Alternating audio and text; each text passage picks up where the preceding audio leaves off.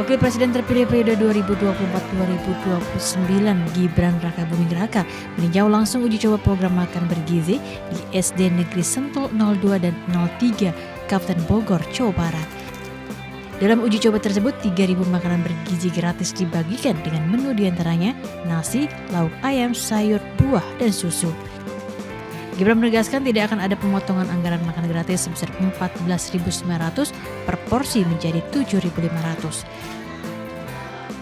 Gibran juga menuturkan akan mencoba sejumlah skema dalam uji coba makan bergizi gratis yang akan dibagikan ke sekolah-sekolah hingga Oktober 2024 mendatang. Menu makan bergizi gratis nantinya juga akan bervariatif dengan mengedepankan asupan gizi. Uji coba makan bergizi dilakukan untuk mendapat masukan dari para murid, orang tua murid, guru, komite sekolah, hingga ahli gizi. Pengadaan makan bergizi rencananya juga akan memanfaatkan para UMKM, warung-warung kecil, catering, hingga orang tua murid untuk bergotong royong menyajikan makan siang bergizi gratis.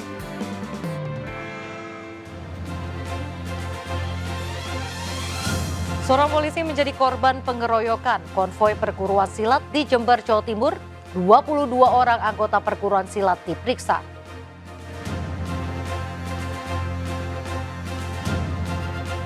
Bangunan Sekolah Dasar Negeri 01 di kawasan Durensawi, Jakarta terbakar hebat menghanguskan 18 ruangan.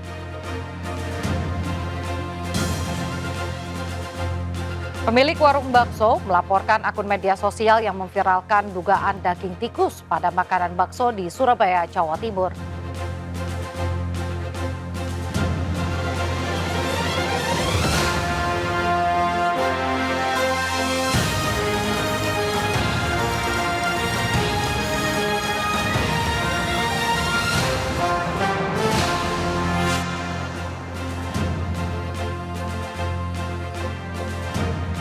Selamat pagi pemirsa, bursa transfer musim panas 2024 telah dibuka sejak awal Juli. Sejumlah pemain mulai tekan kontrak ke sejumlah klub sepak bola di 3 kompetisi akbar di Eropa. Bersama saya Raisa Nadia, berikut seputarannya pagi selengkapnya.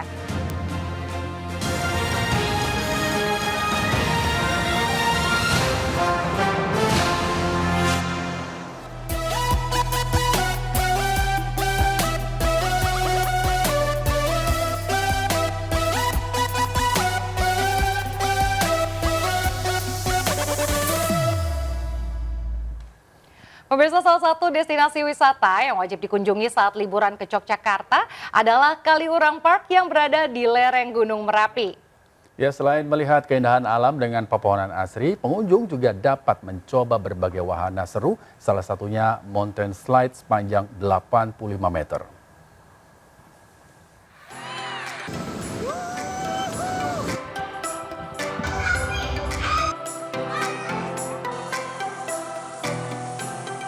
Tidak hanya terkenal akan warisan budaya dan candi-candi bersejarah, Yogyakarta juga menawarkan berbagai pengalaman berwisata yang seru dan ramah anak. Apalagi berwisata di alam bebas, akan terasa lebih menyenangkan dan nyaman jika suasananya sejuk dan asri. Di Sleman, Yogyakarta, objek wisata alam Kaliurang Park Botanical Garden menawarkan wisata edukasi, hiburan, serta kebudayaan sambil menikmati sejuknya udara di lereng Gunung Merapi. Di lahan seluas 3 hektar dengan 100 lebih spesies tanaman langka, cocok sekali jika mengajak anak-anak untuk bermain dan mengenal aneka tumbuhan. Anak-anak juga bisa mengunjungi bioskop virtual reality, yakni wahana dengan konsep teknologi yang membuat penggunanya bisa berinteraksi dengan lingkungan hasil simulasi fantasi komputer. Anak-anak bisa masuk ke zaman dinosaurus dengan bantuan kacamata virtual reality. Selain itu, banyak wahana seru yang membuat pengunjung ketagihan mencobanya. Seperti wahana Flying Fox panjang lebih dari 50 meter, mandi salju dengan sensasi semburan busa salju, serta wahana Zorbing, yaitu masuk ke bola raksasa yang digulirkan ke dalam kolam air. Tak hanya itu, pengunjung juga dapat menikmati wahana favorit di Kaliurang Park, Mountain Slide, wahana perosotan pertama di Yogyakarta yang memacu adrenalin. Pengunjung bisa berseluncur di lintasan sepanjang 85 meter dengan latar belakang pemandangan alam. Deg-degan, pengen nyobain lagi nggak? Udah 2 kali. Udah 2 kali. Peluncuran jauh ini. Seru Seru, deg-degan. Pertama kali. Iya, saya pertama kali. Karena adem ya tempatnya, terus seru naik ke atas. Tidak hanya bermain dengan wahana saja, bagi pengunjung yang ingin bersantai, ada beberapa kegiatan yang bisa dilakukan seperti piknik hingga camping bersama teman dan keluarga. Konsepnya memang wisata yang edukasi untuk para pengunjung yang betul-betul memanjakan untuk menikmati alam bebas di lereng Merapi yang sejuk dengan suasana botanical garden-nya dan juga suasana taman bermain yang edukasi, dan juga ada taman bermain yang betul-betul di sini menjadikan rileks karena di bawah pohon-pohon cemara ya. Kaliurang Park beroperasi setiap hari mulai pukul 8 pagi hingga pukul 5 sore dengan tiket masuk hanya Rp25.000 saja. Dari Sleman, Daerah Istimewa Yogyakarta, Gali Wisma melaporkan. Pemirsa, di Pekon Batu Raja, Lampung terdapat hidden gem yang mempesona dan layak dikunjungi, yaitu Pantai Hujung Langgar. Pantai yang jarang diketahui banyak orang, sangat bersih, indah, dan estetik untuk bersantai bersama teman dan keluarga.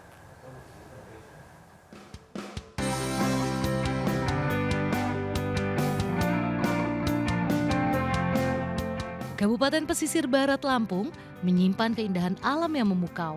Pantai Hujung Langgar yang terletak di Pekon Batu Raja menyimpan keindahan pantai yang mempesona dan memanjakan mata bagi siapa saja yang mengunjunginya. Pemandangan hamparan pantai berpasir cantik dengan latar belakang batu karang nan indah dihempas ombak membuat siapapun yang berkunjung merasa tenang dan kagum. Keindahan pantai ini tak kalah dari pantai-pantai lain yang terdapat di Kabupaten Pesisir Barat. Terlebih pantai ini belum banyak disentuh oleh orang-orang sehingga masih sangat bersih dan belum ramai. Untuk mencapai ke lokasi ini butuh waktu 7 jam perjalanan dengan jarak tempuh 200 km menggunakan kendaraan bermotor. Perjalanan dimulai dari pusat kota Bandar Lampung, namun jika ditempuh dari kota Krui hanya memakan waktu sekitar 30 menit. Bagi para pecinta fotografi, lokasi ini menjadi spot yang tepat untuk pengambilan gambar dengan panorama alam yang masih asri. Nah, buat kalian yang hobi selfie, pantai ini cocok untuk menambah koleksi album foto kalian di akun media sosial. Untuk bisa masuk ke pantai ini, pengunjung tidak dipungut biaya alias gratis. Enggak sama sekali Kak, di sini benar-benar gratis. Di sini bisa ngambil gambar, terus kayak apa ya? Banyak hal lah yang bisa dilakuin di sini Kak.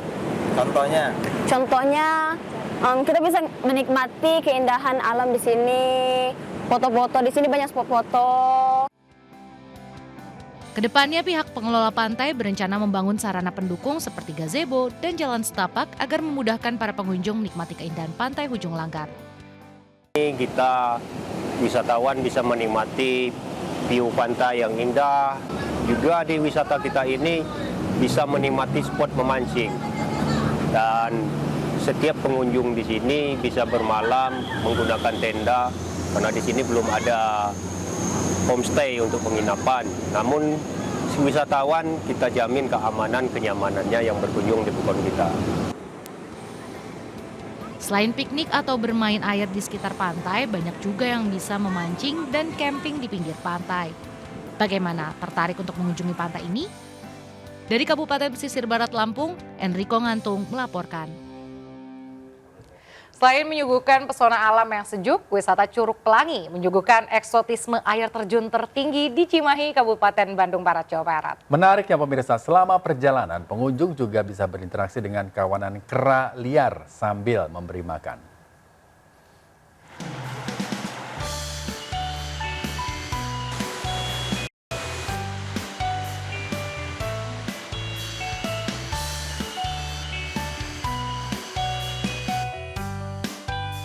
Menawarkan pesona alam yang indah, Tanah Pasundan memiliki eksotisme air terjun tertinggi di Kabupaten Bandung Barat, Jawa Barat. Ya, Curug Pelangi yang berada di Desa Kertawangi, Kecamatan Cisarua, Jawa Barat ini selain menyuguhkan air terjun setinggi 1050 meter di atas permukaan laut, juga menawarkan kesejukan dan alami.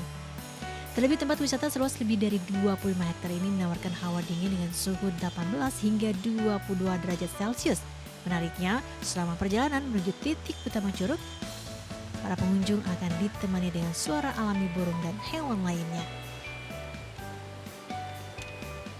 Tak hanya itu, ditemani suara deburan air terjun yang deras, pengunjung juga bisa bersuah foto di sejumlah spot yang ada. Salah satunya di garda pandang berlatar air terjun yang satu ini. Jadi emang pengen refreshing dan kebetulan juga lagi di Bandung terus ketemu yang alam-alam gini bikin kita releasing stress gitu. Dan kalau kesini suasananya juga seru banget ya kayak tadi tangganya lumayan terjal tapi sampai sini juga semuanya kebayarkan karena dingin, mantap juga pemandangannya. Udaranya sejuk banget sih dan juga tiket masuk buat kesini tuh murah banget gitu ya, per orang hanya 20.000 aja gitu. Betul. Kita udah bisa nikmatin pemandangan kayak gini. Waktu terbaik berkunjung ke sini adalah pagi menjelang siang hari, karena saat itulah keindahan air terjun Curug Pelangi akan terlihat jelas. Keunikan dari air terjun di tempat ini, jika beruntung, pengunjung juga bisa melihat langsung fenomena alam bias cahaya yang menyerupai pelangi. Curug Pelangi ini memiliki keunikan, di mana sebutan pelangi sendiri itu ada ceritanya. Di mana itu adalah merupakan di waktu-waktu tertentu akan menemukan fenomena alam bias cahaya yang menyerupai pelangi yang berada di titik-titik tertentu yang ada di Curug Pelangi itu sendiri. Tanya itu keseruan lainnya, pengunjung juga bisa berinteraksi dengan monyet liar sambil memberi makan. Nah, untuk bisa menikmati kesejukan Curug Pelangi, Anda hanya perlu merogoh kocek Rp20.000 untuk wisatawan lokal dan Rp25.000 untuk wisatawan mancanegara. Dari Kabupaten Bandung Barat, Jawa Barat, Yono Ainews melaporkan. Kayu akar jati disulap menjadi karya seni tinggi yang mendunia di Semarang, Jawa Tengah. Menariknya pemirsa, setiap karya dibuat melalui riset anatomi dan preferensi budaya negara masing-masing sehingga sulit untuk ditiru.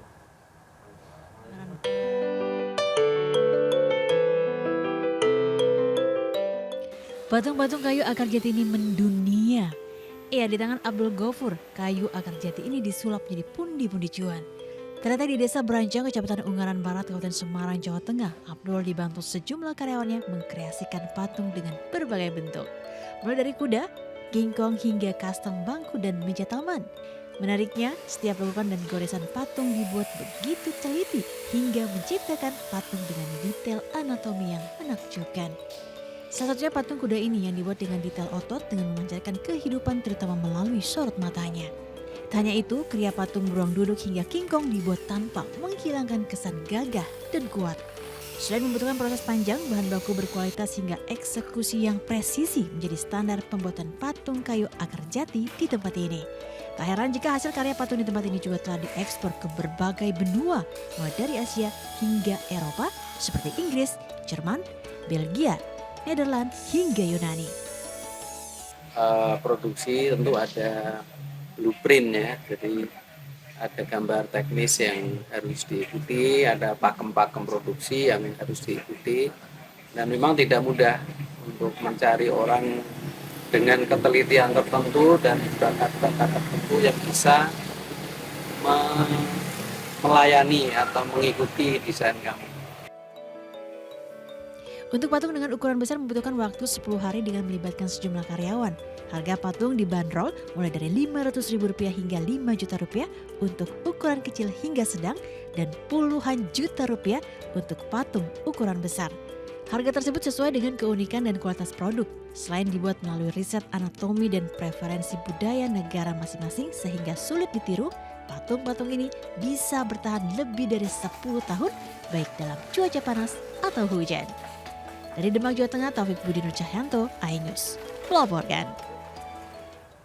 Pemirsa, pedagang bunga di Pasar Kembang Cikini, Jakarta Pusat tengah was-was. Pemprov Jakarta meminta para pedagang untuk mengosongkan lokasi tersebut. Beberapa pedagang mengaku sudah menempati lapak mereka selama 37 tahun dan rutin membayar sewa harian.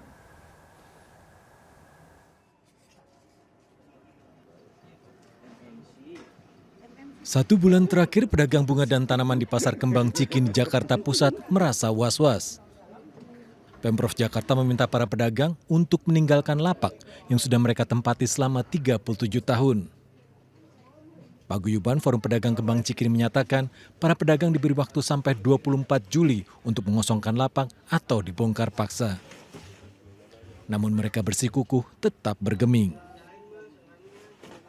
Nggak ada. Atau surat peringatan pertama, kedua, ketiga nggak ada. Sementara kita tuh artinya memang nggak ngerti untuk berbuat yang makar atau apapun ya. Kita saling ngobrol aja sama teman-teman. Kita mau maju terus atau kita bertahan. Karena menurut kita semua ini kan Pasar Kembang Cikini legend ya, udah kita di sini udah 37 tahun sebelum gedung itu ada, Pasar Kembang ini udah ada dan tidak liar. Para pedagang mengaku membayar sewa harian untuk lapak perjualan yang mereka tempati. Hingga saat ini belum ada informasi tentang lokasi baru yang dapat mereka tempati. Para pedagang berharap pembongkaran paksa tidak terjadi karena banyak pedagang dan warga sekitar menggantungkan hidup dari berjualan bunga di Pasar Kembang Cikini. Dari Jakarta, Nisa Sahib, Pandu Priyo, iNews melaporkan. Bangunan Sekolah Dasar Negeri 01 di kawasan Duren Sawit, Jakarta terbakar hebat menghanguskan 18 ruangan. Selengkapnya sesaat lagi, tetaplah bersama kami.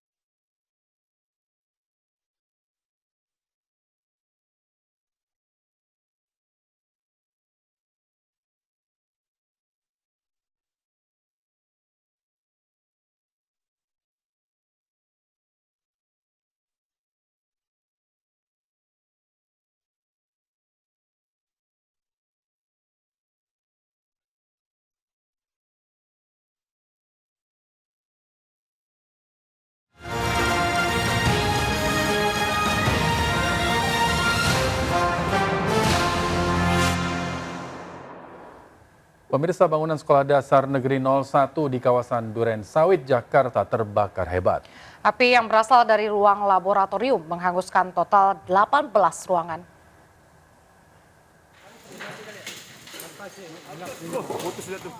Kamera warga merekam kobaran api besar yang menghanguskan sejumlah bangunan di Sekolah Dasar 01 Duren Sawit, Jakarta Timur. Api dengan cepat menghanguskan seluruh ruang keras di SDN 01 Pondok Bambu, Duren Sawit, Jakarta Timur. Para murid yang sedang belajar berhamburan menyelamatkan diri. Petugas pemadam dari Sudin Kebakaran Jakarta Timur berupaya padamkan api yang terus membesar. 16 unit mobil damkar dikerahkan untuk padamkan api. Petugas berhasil melokalisir api 1 jam kemudian agar tidak menyebar ke ruangan sekolah yang lain. Tidak ada korban jiwa akibat kebakaran ini, namun 18 ruangan di sekolah terbakar. Diduga api berasal dari laboratorium sekolah dan menyebar ke seluruh bangunan. Api udah langsung saya keluar dari ruang itu, mau deket nih apinya. Itu dari lab laboratorium? Dari apa sumbernya dari lab. Ada lagi kerja, ada lagi praktek nggak anak-anak di situ? Nggak ada yang praktek hari ini. Anak-anak aman ya Bang? Nggak ada, ya aman alhamdulillah. Udah pada di... Jadi anak-anak semua di kelas itu, anak-anak lagi high school itu kita pulang keluar semuanya. Itu lagi. Bahwa untuk sementara informasi yang kita dapat adalah api bersumber dari laboratorium ya, ruang laboratorium.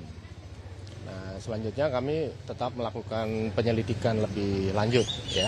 Yang terpenting adalah anak-anak sudah terevakuasi, selamat semuanya, tidak ada korban jiwa, dan mungkin saat ini prosesnya masih pendinginan ya. Pihak Sudin Pendidikan Wilayah 1 Jakarta menyatakan untuk sementara proses belajar mengajar akan dialihkan ke SDN Pondok Bambu 07. Ditargetkan pembangunan dan perbaikan gedung sekolah dapat selesai di awal tahun 2025. Dari Jakarta, Tim Liputan melaporkan. Pemirsa, viral di media sosial dugaan daging tikus pada makanan bakso di Surabaya, Jawa Timur. Akibatnya pemilik warung bakso melaporkan akun media sosial yang memviralkannya ke polisi.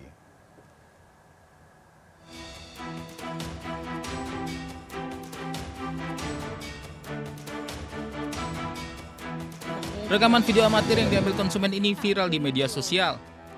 Seorang pembeli menunjukkan potongan daging bakso yang dimakannya disebut menggunakan daging tikus.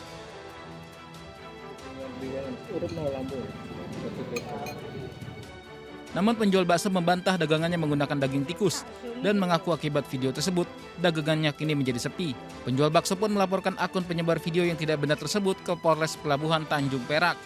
Sementara konsumen menduga video itu karena persaingan usaha, karena bakso Ronggolawe merupakan bakso paling laris di Surabaya Utara. Saya sih nggak pengaruh sih, cuma memang pengeluarannya kayaknya berkurang. Ya. Ibu sendiri nggak percaya, Bu? Nggak sih. Saya di sini menikmati lah baksonya. Maksudnya tidak pernah menemukan sesuatu yang diberitakan itu, Bu? Berarti ini adanya dugaan mungkin persaingan bisnis gitu, Bu? Bisa jadi sih gitu, tapi ya saya kurang berani untuk ngejar sih ya. Penjual bakso berharap pihak kepolisian bisa segera menindaklanjuti laporannya. Dari Surabaya, Jawa Timur, Nur Syafei melaporkan. Seorang polisi menjadi korban pengeroyokan konvoi perguruan silat di Jember, Jawa Timur. Korban terluka dan segera dilarikan ke rumah sakit. Jember, Jawa Timur. Tanpa mengenakan helm, mereka menggeber knalpot motor. Video amatir konvoi rombongan pesilat ini viral setelah seorang anggota polisi yang mengatur lalu lintas di kawasan tersebut tiba-tiba dikeroyok oleh sejumlah pesilat. Korban terluka dilarikan ke rumah sakit. Ketua Cabang PSHT Jember meminta maaf atas kejadian tersebut dan akan membantu polisi mencari pelakunya. Mohon maaf, dan kita siap untuk mencari, mungkin 24 jam ini kita menyerahkan pelakunya dan kita berupaya supaya proses yang tadi malam bisa dipertanggungjawabkan oleh pelaku itu. Malam untuk memperlancar arus dan supaya tidak mengganggu ketertiban masyarakat yang lain, supaya para konvoi yang dari PSHT itu supaya jalan. Nah, malah disuruh supaya jalan, anggota kami lah yang dikeroyok. Polisi terus menyelidiki kasus ini dengan menggelar olah TKP. Dari Jember, Jawa Timur, Bambang Sugiarto melaporkan. Pemirsa, Barreskrim Polri melakukan gelar perkara kasus kematian Vina dan Eki 2016 silam. Polri mulai menyelidiki dugaan keterangan palsu saksi Aep dan Dede. Penyidik melaksanakan gelar perkara awal setelah menerima laporan dari keluarga Vina terkait dugaan kesaksian palsu tersebut. Gelar perkara merupakan tahap awal untuk menentukan permasalahan objek yang dilaporkan dan dimulainya penyelidikan. Sementara terkait bukti-bukti yang diberikan, Pradi mengaku telah menyerahkan seluruhnya ke Barreskrim. Kami luruskan bahwa tidak ada istilahnya gelar perkara ulang. Yang dilakukan Barreskrim saat ini, yaitu hari ini jam 11, diagendakan jam 11.00 adalah gelar perkara awal. Gelar perkara awal itu apa? Ini hal yang biasa dilakukan oleh Barreskrim dan hal biasa yang dilakukan manakala kita mendapat laporan polisi. Jadi laporan polisi diterima di SPKT, selanjutnya dari SPKT diturunkan kemana yang menangani laporan tersebut, yaitu kalau yang ditanyakan kaitan hari ini adalah laporan polisi kepada saudara Didik dan Aib. Ya, laporan polisi kepada saudara Didik dan Aib, di mana setelah laporan polisi diterima oleh direktorat, dalam hal ini Direktorat Tindak Pidana Umum, untuk mengetahui sejauh mana permasalahan ataupun objek yang dilaporkan, kita melaksanakan gelar awal, di mana ini adalah proses dimulainya penyelidikan. Pemirsa, perkembangan informasi dan teknologi yang pesat membuat semua sistem informasi dan pelayanan semakin mudah dan seolah dunia hanya dalam satu genggaman. Salah satunya aplikasi mobile di mana warga bisa mendaftar secara online tanpa perlu antri dan menunggu lama di semua fasilitas kesehatan.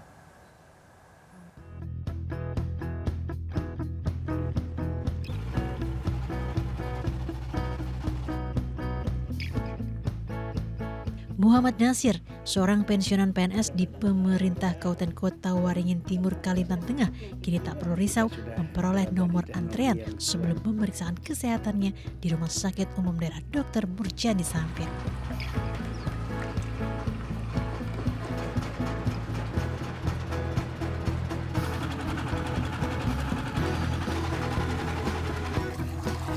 Jadi pelayanan sekarang memang cukup canggih yang kita rasakan kepada masyarakat. Mari kita gunakan fasilitas BPJS dengan semaksimal mungkin. Jangan takut kalau memang kita ada BPJS dan ada HP Android.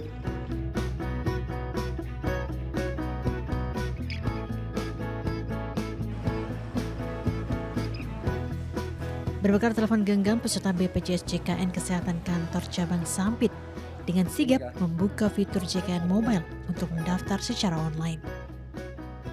BPJS juga memberi ada namanya di situ petugas yang selalu berada di rumah sakit, itu dia memberi informasi tentang hal-hal kaitannya dengan syarat-syarat, misalnya kepesertaan BPJS, syarat-syarat pembayaran BPJS, kemudian kemanfaatan yang didapat BPJS, itu kita ada petugas satu yang dari BPJS yang online. Dengan cara ini, Nasir menjalani operasi prostat 3 bulan silam. Sangat mudah, efisiensi waktu, dan tidak perlu lagi antri panjang tanpa harus datang ke rumah sakit untuk mengecek status atau mendaftar layanan kesehatan. Jadwal kunjungan sesuai estimasi jadwal layanan bisa diatur. Kepesertaan di satu kabupaten yang ada di wilayah kantor cabang Sampit, yaitu Kabupaten Kota Waringin Timur, Kabupaten Kota Waringin Barat, Kabupaten Suruyan, Kabupaten Lamandau, dan Kabupaten Sukamara, telah mencapai kepesertaan lebih dari 98% penduduk yang terdaftar. BPJS JKN Kesehatan Indonesia terus berkomitmen untuk membantu transformasi digital dalam sektor kesehatan di Indonesia, sehingga dapat menciptakan sistem jaminan kesehatan yang lebih inklusif dan berkelanjutan bagi seluruh rakyat Indonesia. Dari Sampit, Kabupaten Kota Waringin, Kalimantan Tengah, Nurmansyah, iNews melaporkan. Pemerintah menjamin akses kesehatan bagi seluruh rakyat Indonesia, tak terkecuali bagi masyarakat adat. Sebagian warga Baduy luar di Lebak, Banten telah memiliki kartu BPJS Kesehatan, meski belum seluruhnya, namun kebijakan kesehatan dinilai sangat membantu warga Baduy.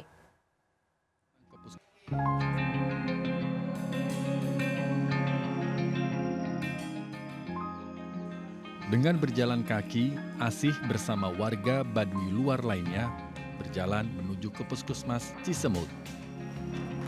Asih datang ke puskesmas berbekal kartu BPJS karena sering mengeluh sakit kepala dan didiagnosa tumor. Pemeriksaan berkala ini dilakukan tanpa mengeluarkan biaya pengobatan sepeser pun.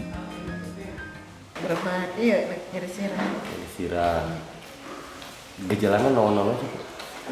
Si dokter nyarang diperiksa gejala tumor. Tapi ibu punya gaduh BPJS? Punya. Manfaatnya naon sih bu BPJS itu bu? Iya, ya gitu, kesehat orang gitu. dibawa gitu berobat gratis. Suku adat Baduy di Lui Damar, Lebak, Banten, salah satu yang sudah merasakan kebijakan kesehatan oleh pemerintah.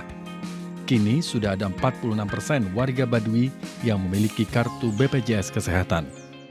Dari data yang kami miliki, untuk warga Baduy sudah 47% yang mempunyai jaminan pelayanan kesehatan masyarakat, punya BPJS. Ya. Sebagian besar PBI, penerima bahan iuran, tapi ada juga yang mandiri. Sementara itu, Kepala Desa setempat menilai kebijakan kesehatan yang menyentuh masyarakat adat sangat membantu. BPJS Kesehatan memudahkan peserta untuk bisa mendapat pelayanan kesehatan. Terkait pengobatan ke rumah sakit ya. Ada pengobatan ke segi rumah sakit mah eta kan amun aya misalnya anu boga BPJS eta misalnya kan bisa gratis. Kini pemerintah Kabupaten Lebak masih terus berupaya untuk meningkatkan jumlah kepesertaan BPJS Kesehatan bagi warga suku Baduy. Diharapkan dengan bertambahnya keanggotaan BPJS Kesehatan bisa selaras dengan meningkatkan kesehatan bagi rakyat Indonesia termasuk kalangan suku adat. Dari Lebak, Banten, Iskandar Nasution melaporkan.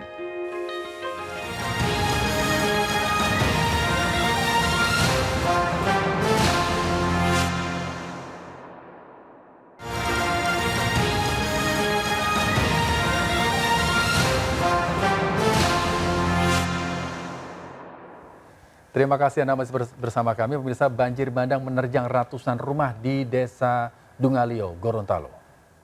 Beberapa bagian rumah rusak dan juga barang berharga warga hilang, hanyut terbawa arus. Di sini yang paling parah Ibu ya. Inilah kondisi rumah warga di Desa Dungalio, Kabupaten Gorontalo, usai diterjang banjir bandang pada Selasa pagi. Curah hujan yang tinggi sejak Selasa dini hari mengakibatkan air sungai meluap, sehingga mengakibatkan tanggul jebol dan membanjiri rumah warga. Sejumlah warga nampak terlihat membersihkan rumah dari material pasir yang terbawa banjir bandang. Warga tak sempat menyelamatkan perabotan rumah dan surat-surat berharga karena hanyut terbawa banjir. Apalagi peristiwa tersebut terjadi saat sebagian besar warga masih tertidur. Tanggul di belakang jebol sekitar 20 meter, itu pengaruh air naik, jadi lewat situ air. Jam berapa kejadian itu Pak? Sekitar jam 4:30. Warga sementara tidur semua? Sementara tidur. Bencana banjir bandang kali ini mengakibatkan sebanyak 391 kepala keluarga atau 1.100 jiwa terdampak banjir. Dari Kabupaten Gorontalo, Provinsi Gorontalo, Nur Faizi Ila Hasan melaporkan. Pemirsa, pebiliar asal Sumatera Utara, Punguan Sihombing berhasil menjadi juara dalam Popsi Pool Circuit seri ketiga yang digelar di Lampung. Punguan keluar sebagai juara setelah mengandaskan perlawanan atlet biliar peringkat 1 nasional Ferry Satriadi di babak grand final.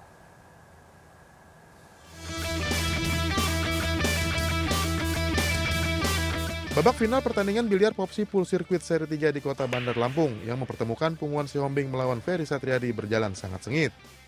Kedua pebiliar yang berasal dari klub Mantra ini tidak membiarkan lawannya mengambil alih permainan. Bahkan skor sempat imbang 4-4 sebelum akhirnya jalannya pertandingan dikuasai Punguan Sihombing yang mampu memetik kemenangan dengan skor 9-5. Tadi sangat seru ya, satu tim juga lawannya ya. Kebetulan peringkat 1, abang itu juga bagus mainnya. Saya juga senang lah. Selama memang mereka masuk dalam peringkat ya, peringkat 1 tentunya biasanya peringkat 1 sampai 4 itu kalau seandainya ada pertandingan-pertandingan internasional dan kita tidak punya cukup waktu untuk melakukan seleksi, biasanya peringkat 1 ini menjadi prioritas, peringkat 2 menjadi prioritas. Dengan kemenangan ini Punguan Sihombing pebiliar peringkat 4 nasional mampu meraih 200 poin. Sementara itu Ferry Satriadi harus puas dengan 170 poin. Namun Ferry masih bertengger di peringkat 1 nasional. Dari Bandar Lampung, Ruslan AS, iNews melaporkan.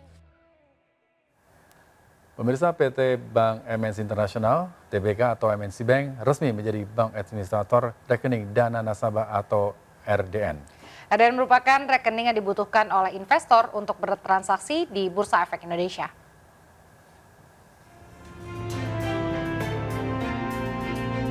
Penandatanganan kerjasama oleh Presiden Direktur MNC Bank Rita Montagna dan Direktur Utama PT Kustodian Sentral Efek Indonesia atau KSEI Samsul Hidayat menandai diresmikannya MNC Bank sebagai bank administrator rekening dana nasabah atau RDN bersama 22 bank lainnya.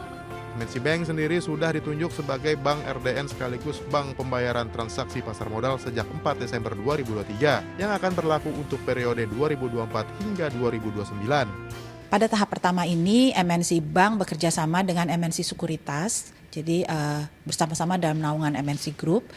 Kami akan kerjasama di mana MNC Sekuritas ini memiliki platform digital yang bernama Motion Trade, di mana nanti nasabah kami yang akan menjadi atau membuka rekening tabungan RDN itu dapat membukanya melalui Motion Trade dan kemudian akan dihubungkan dengan MNC Bank untuk membuka rekening RDN dan kemudian bisa bertransaksi. Dengan layanan ini, MNC Bank menargetkan pertumbuhan signifikan dengan mengakuisisi nasabah baru yang aktif bertransaksi efek dan berinvestasi dan menciptakan ekosistem bank dengan partisipasi di pasar modal. Dari Jakarta, Ade Firmansyah, iNews melaporkan. Wakil Menteri Pariwisata dan Ekonomi Kreatif Angela Tanusudibio meresmikan prasarana daycare atau fasilitas tempat penitipan anak di Gedung Sabta Pesona Kemenparekraf Jakarta. Fasilitas ini dihadirkan untuk dapat meningkatkan kinerja karyawan dan pegawai Kementerian Pariwisata dan Ekonomi Kreatif.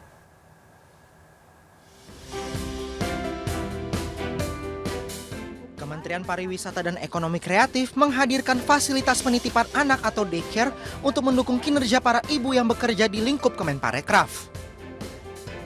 Diresmikan langsung oleh Wamen Parekraf Angela Tanusudibio yang juga Ketua Harian Nasional Partai Perindo, daycare ini diharapkan mampu memberi manfaat yang besar dalam mendukung kinerja kementerian. Tentu kita berharap bahwa ibu-ibu yang memiliki anak kecil bisa memanfaatkan fasilitas yang kita berikan tidak berbayar dan sehingga tidak terganggu untuk bekerja, bisa kinerjanya bagus untuk mendukung kinerja kementerian. Bekerja sama dengan Kementerian Pemberdayaan Perempuan dan Anak, daycare ini juga menyediakan beberapa fasilitas penunjang demi kenyamanan bayi dan anak-anak yang akan menghabiskan waktu kurang lebih 8 jam selama ibunya bekerja. Dari Jakarta, Fakih Satrio, iNews melaporkan.